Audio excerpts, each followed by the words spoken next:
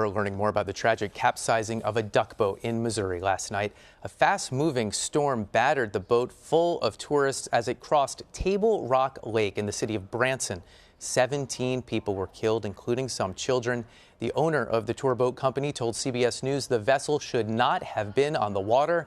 CBS News correspondent Omar Villafranca is on the scene. From what we understand, the company here has stopped all of their operations while federal investigators are trying to figure out exactly what happened. And what we want to show you right now is what we learned from the National Weather Service about the weather situation in the area at the time. Oh, no, God. Oh, my God. Oh, he's going under. He's going under. A severe thunderstorm whipped up the wind and waves that battered the duck boat, which quickly took on water. Anybody that can read me, I need a rope on the bow. Horrified passengers on a nearby boat called for help as the duck boat sank in Table Rock Lake in water 80 feet deep with 31 people on board. We have a report of a duck that has sank completely. We have CPR in progress on one more that can see things down the water they're trying to get to at this time. Roger Carpenter, who works at the marina, jumped into a boat to help with the rescue. We get out there, we don't see anything. All we see is a debris field. Life jackets floating, life rings floating, nobody around. It was really eerie. 13 bodies were recovered last night and 4 more this morning. Robert Williams, the boat driver, is among the dead. According to CBS affiliate WTTV, 9 of 11 members of this family from Indiana who were on the boat died. 14 passengers survived, including the captain, who had the presence of mind to release the canopy, allowing some to escape. Divers are still on the lake. You can see behind me, they're searching the area where the boat sunk. They were so close to shore, they could see it. Duck boats by law do have to have life jackets, but passengers are not required to wear them. A severe thunderstorm watch had been in effect for the area since 11:20 Thursday morning. The tour began yesterday evening. At 6:32 p.m., about 40 minutes before the boat sank, the National Weather Service issued a severe thunderstorm warning with possible wind gusts up to 70 miles per hour. At 7:09 p.m., 911 received the first call for help. With the storm warning in effect, it is unclear why the boat and another that made it back safely were on the lake. Jim Pattison Jr., president of the parent company Ripley Entertainment, said nothing like this has ever happened in the business's 47-year history. Are your captains trained to be in that kind of water? Typically, if we have a storm warning like that, then they would not go in the water. But this, I think, was just a very sudden occurrence. And Omar joins us now from the scene in Branson, Missouri. Omar, as you mentioned in the package, there have been a number of accidents with these boats. The weather was bad, although apparently the storm came on quickly. Did you learn anything more in speaking to the owner of the company as to why the boat was out there and, you know, why this happened?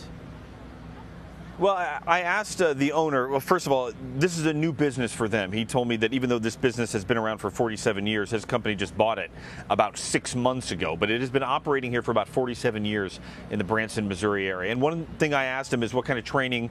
There's a driver and then there's a captain. Since it's an amphibious boat, somebody who has to have a commercial driver's license has to have that license when they're driving it on land. And then there's a captain who's licensed to be on water who turns around and then steers the boat, obviously, when it's on the water. He says both of them have gone on training. Matter of fact, the captain has been a captain for 16 years with the company. But I asked him, are they paying attention to weather? Do they have radar? He says yes. So I asked him, then why was it on the water? He said when they, apparently from what he understands, when they went on the water, it was calm, but then obviously things got pretty rough. Another one of their boats made it on the water and made it out safely, but the last one didn't. Interesting note, we went to the area where divers were swimming, which you saw there. We're talking 40, 50 meters away from the water. I mean, they were very, very close to getting onto dry land when this tragedy struck. Yeah, it was clearly a strong storm. And other witnesses have also said it was calm until the last moment when it became, you know, so tough out there. 31 people on the boat, 17 of them lose their lives, including most of this family of 11 from Indiana that was out there. What more can you tell us about the victims? What we're learning, there were adults and children that were on that boat. They haven't given us a breakdown, authorities, on the ages of people yet.